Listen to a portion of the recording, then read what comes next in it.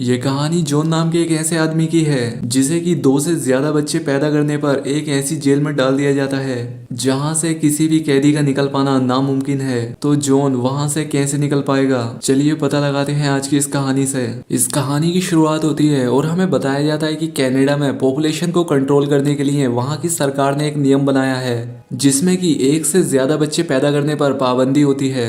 यानी कि अगर तुमने एक बच्चे को जन्म दे दिया है तब तुम दूसरे बच्चे को जन्म नहीं दे सकते, भले ही किसी का पहला बच्चा मर क्यों ना गया हो। खैर अब इसके बाद सीन चेंज होता है और हमें एक कपल को दिखाया जाता है जो कि कनाडा के बॉर्डर को क्रॉस कर रहे होते हैं। अब क्योंकि ये लोग अपने दूसरे बच्चे को जन्म देने वाले थे जो कि कनाडा में तो अलाउ नहीं था, तभी इन लोगों को बॉर्डर पर एक सूचना दी जाती है कि सभी लोग अपना सामान लेकर इंस्पेक्शन ऑफिस तक आए। लेकिन अब जॉन की वाइफ वहां पर जाने से डर रही होती है। यहाँ पर उसने एक जैकेट भी पहन रखी होती है जिससे किसी को पता नहीं लग पा रहा था कि वो प्रेग्नेंट है। अब इसके बाद जब ये लोग ऑफिस में पहुंच जाते हैं तो ये यहाँ पर देखते हैं कि यहाँ पर एक लड़की को अरेस्ट किया जा रहा होता है क्योंकि ये सरकार के बनाए नियम को तोड़ रही थी और ये भी दूसरे बच्चे को जन्म देने वाली थी। और ये काम तो जॉन और उसकी वाइफ ने भी किया था। खैर अब यहाँ पर इनकी चेकिंग होती है और ये यहाँ से जाने वाले होते हैं, लेकिन तभी एक सोल्जर की नजर जॉन की वाइफ पर पड़ जाती है और अब इससे ये लोग पकड़े जाते हैं। वहां पर चारों तरफ अलार्म बजने लगते हैं। यहाँ पर सभी सोल्जर इन्हें पकड़ने की कोशिश कर रहे होते हैं, लेकिन ये लोग सोल्जर को मारते हुए यहाँ का बॉर्डर क्रॉस करने में कामयाब हो जाते हैं।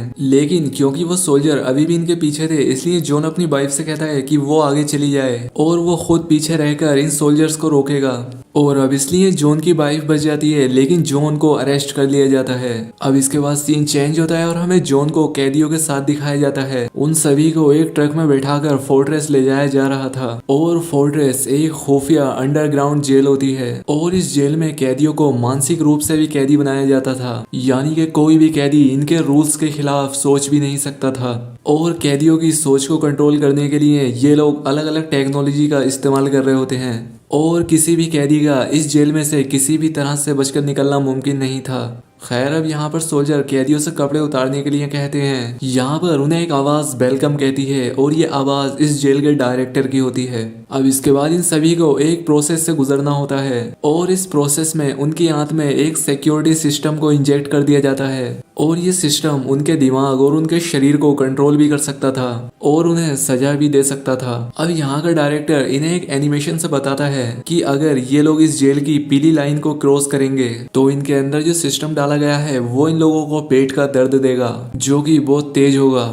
और अगर इनमें से गलती से भी किसी ने लाल लाइन को क्रॉस कर दिया तब तुरंत ही इनकी मौत हो जाएगी। डायरेक्टर की बात सुनकर एक आदमी काफी डर जाता है। वो यहाँ पर शोर मचाने लगता है और उसका पैर पीली लाइन तक चला जाता है जिसकी वजह से उसके पेट में तेज दर्द होता है और वो दर्द से तड़पता हुआ रेड लाइन तक भी पहुंच जाता है। अब इसकी वजह से अचानक से इसका पेट फूल जाता है और वो मर जाता है। अब इसके बाद सोल्जर सारे कैदियों को अंडरग्राउंड में लेकर जा रहे थे और नीचे जाते हुए हमें पता लगता है कि ये जगह बहुत ज्यादा बड़ी है और काफी गहरी है। इस बेसमेंट में 30 फ्लोर होते हैं। खैर अब इसके बाद जॉन और उसका साथी कैदी एक डिवाइस के सामने जाते हैं और उसका नाम जेड-10 होता है और यहाँ पर ये डिवाइस लोगों के दिमाग को पढ़ने का काम किया करता था और अगर इनमें से कोई भी कैदी इनके खिलाफ सोच रहा होता था तो ये उनके दिमाग को स्कैन कर लेता था और अगर कोई भी ऐसा करते पकड़ा जाता था तो उसके पेट में वही फिर से तेज दर्द किया जाता था। खैर अब इसके बाद ये डिवाइस उन्हें उनके रूम तक पहुंचा देती है। यहाँ पर उन्हें और भी लोग मिलते हैं। खैर अब यहाँ पर सोने से पहले एक कैदी जॉन से कहता है कि तुम यहाँ पर सपने मत देखना। जब सभी कैदी सो जाते हैं तो फिर से वो डिवाइस इन सभी कैदियों के दिमाग को स्कैन करता है और वो पाता है कि यहाँ पर जॉन ख्वाब देख रहा होता है।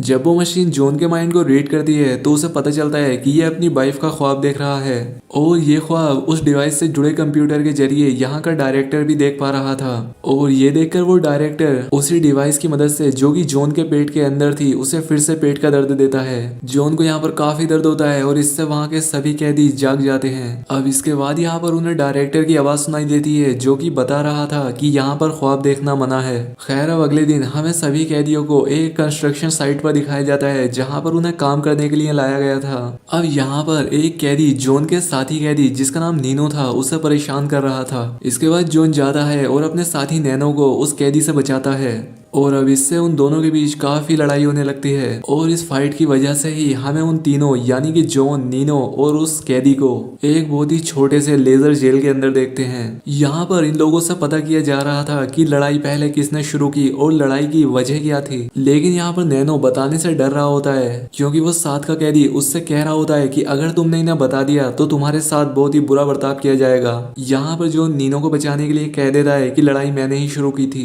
अब इसके बाद जॉन को उनके डायरेक्टर के पास लेकर जाया जाता है। यहाँ पर वो डायरेक्टर जॉन को कंप्यूटर पर दिखाता है कि उसकी वाइफ को भी पकड़ लिया गया है और साथ ही जॉन को उसके सजा के तौर पर उसकी आंत में लगे उस डिवाइस से जॉन को फिर से पेट का दर्द दिया जाता है। अब अगले सीन में हम देखते हैं कि फिर से वही कैदी काम के दौरान फिर से जॉन से लड़ाई शुरू कर देता है। यहाँ पर सभी कैदी उन्हें देखकर काफी इंजॉय कर रहे होते हैं और इंजॉय करने वालों में डायरेक्टर भी शामिल था जो कि अपने कंप्यूटर से ये सब देख रहा था। यहाँ पर डायरेक्टर जॉन से कहता है कि उस दूसरे आदमी को बुरी तरह से मारो और ये लड़ाई जॉन की वाइफ कैनन भी अपने फ्लोर से देख रही होती है। यहाँ पर जॉन उस आदमी को मारकर दूर गिराता है जहाँ से वो नीचे गिरने वाला होता है। यहाँ पर डायरेक्टर जॉन से कहता है कि उस आदमी को नीचे गिराओ और उसका काम खत्म कर दो, लेकिन यहाँ पर जॉन डायरेक्टर की बात ना सुनकर उस आदमी की हेल्प करता है और उसे ऊपर ले आता है। अब इससे डायरेक्टर को बहुत गुस्सा आता है और वो उस आदमी के पेट में लगे उस डिवाइस से उसे खुद ही मार देता है।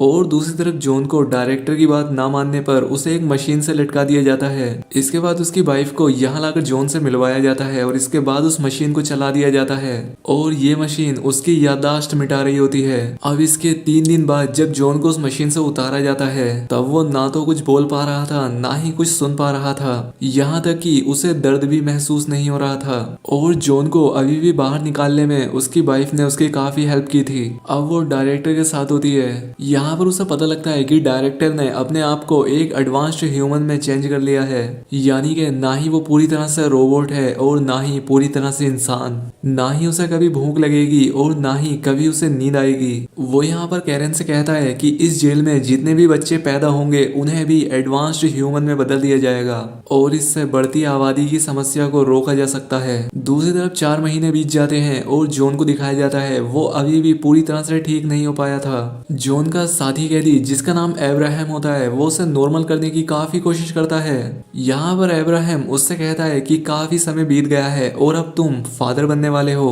ये बात सुनकर भी जॉन कोई भी रेस्पॉन्स नहीं देता, बस एक आंसू उसकी आंख से गिर जाता है। उसी रात कैरन डायरेक्टर को एक ड्रिंक पिलाती है जिससे वो बेहोश हो जाता है। अब इसके बाद वो Z10 कंप्यूटर की तरफ जाती है और वो यहाँ पर जॉन के माइंड को रीड करती है, जहाँ पर हमें छोटे से जॉन को दिखाया जाता है जो कि एक गहरी टनल में बैठा होता है और कैरन उसे बाहर निकालने की कोशिश कर रही होती है। अब यहाँ पर कैरन Z10 मशीन की हेल्प से जॉन के माइंड को कंट्रोल करती है और उस बच्चे को उस गड्ढे से बाहर निकालती है और अब इसी वजह से असल जिंदगी में भी जॉन एकदम ठीक हो जाता है। यहाँ पर जॉन को बिल्कुल ठीक देखकर जॉन के सभी साथी काफी खुश हो जाते हैं। यहाँ पर जॉन अपने सभी साथियों से कहता है कि प्लीज तुम मेरी हेल्प करो, क्योंकि जॉन अपनी वाइफ को लेकर यहाँ से बाहर निकलना चाहता था और अब्राहम भी उसकी बात को मान लेता है।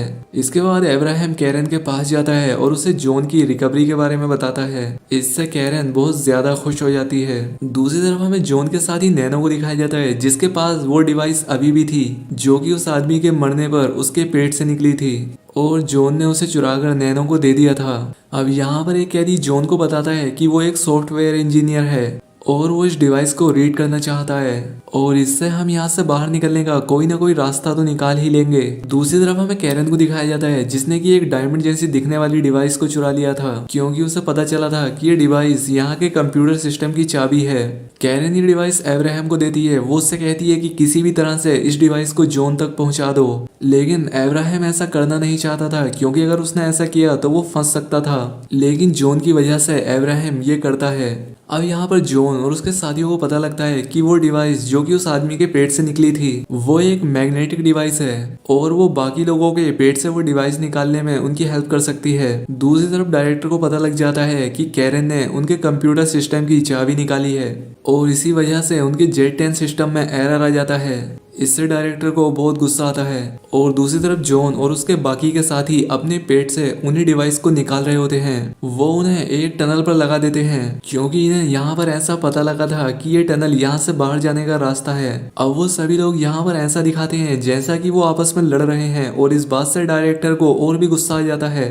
और इस वजह से वो उन सारी इंटेस्टिनेट डिवाइस को उन सभी लोगों को मारने का ऑर्डर देता है। लेकिन अब वो इंटेस्टिनेट डिवाइस तो इनके पेट में थी नहीं, जो कि उन्होंने उस टनल पर लगा दी थी, और अब इसलिए वो टनल टूट जाती है और इन लोगों को वहां से बाहर जाने का रास्ता मिल जाता है। लेकिन उनकी ये कोशिश नाकाम हो जाती है क्योंकि डायरेक्टर उस टनल में जहरीली गैस छोड़ देता है और उस टनल में एडवांस सोल्जर भी होते हैं जो कि उन सभी पर अटैक कर देते हैं। यहाँ पर प्लान के अनुसार अब्राहम कैरन को लेने के लिए आया होता है, लेकिन यहाँ पर डायरेक्टर उसे देख लेता है और गुस्से में आकर डायरेक्टर अब्राहम का गला दबाकर उसे वहीं पर मार देता है। और वो यहाँ पर ऑर्डर देता है कि उसके बच्चे को एक एडवांस ह्यूमन में चेंज कर दिया जाए। दूसरी तरफ जॉन उस टनल में सोल्जर से लड़ रहा होता है क्योंकि जॉन खुद भी एक सोल्जर था।